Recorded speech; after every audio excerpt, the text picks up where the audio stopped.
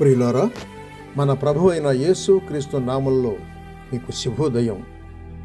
ఆయనను గూర్చి అనుదిన ఆత్మీయ ఆహారం, నవంబర్ 18 మంగళవారం. నేటి మన ధ్యాన లేఖనం కీర్తనల గ్రంథం 104వ కీర్తన 16వ వచనం.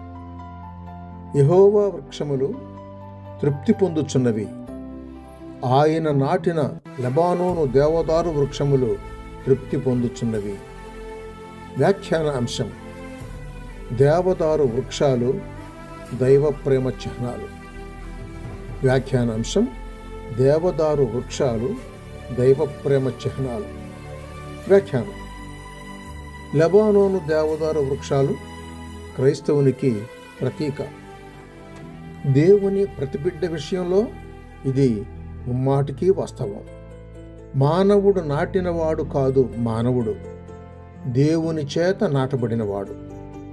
దైవిక ఆత్మ యొక్క మర్మమైన హస్తం చేత తాను సిద్ధం చేసుకున్న హృదయంలోకి సజీవ విత్తనాన్ని వేశాడు. దేవదారు వృక్షాల గురించి బైబిల్లో దాదాపు 70 సార్లు పేర్కొనబడింది.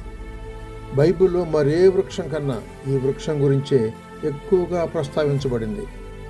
లెబానోను మీద ఠీవిగా నిటారుగా కనిపించే దేవదారు వృక్షాలను వర్ణించేందుకు బైబిల్లో లేఖనాలు శ్రేష్టమైన, రాచ ఠీవిగల అనే పదాలను ఉపయోగించినట్టు చూస్తాం.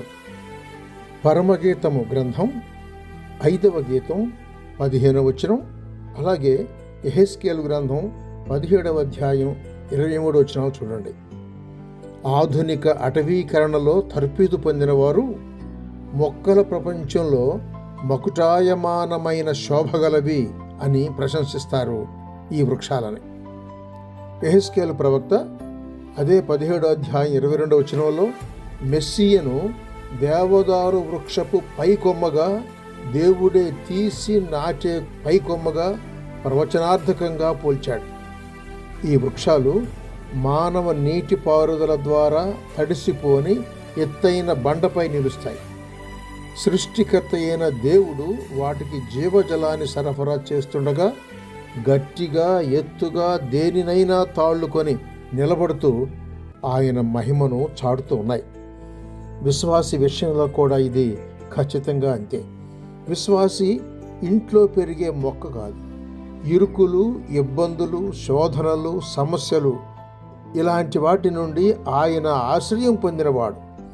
అత్యంత బహిర్గత స్థితిలో సైతం దురాత్మల సమూహంతో పోరాడుతూ నిలువగలిగినవాడు.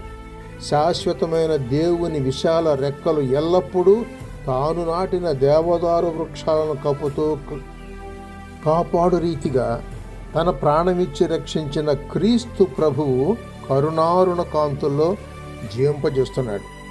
పౌలు భక్తుడు 1 కొరింథీ పత్రిక 16వ అధ్యాయం 13వ వచనంలో చెప్పినట్టు, మెళకువగాను, విశ్వాసమందు నిలుకడగాను, బలమైన పౌరుషంతో ఆయనకిష్టంగా యేసు వైపు చూచుచు ఆయనకే సమస్త మహిమను ఆపాదిస్తూ ఓపికతో పరిగెత్తుదాం.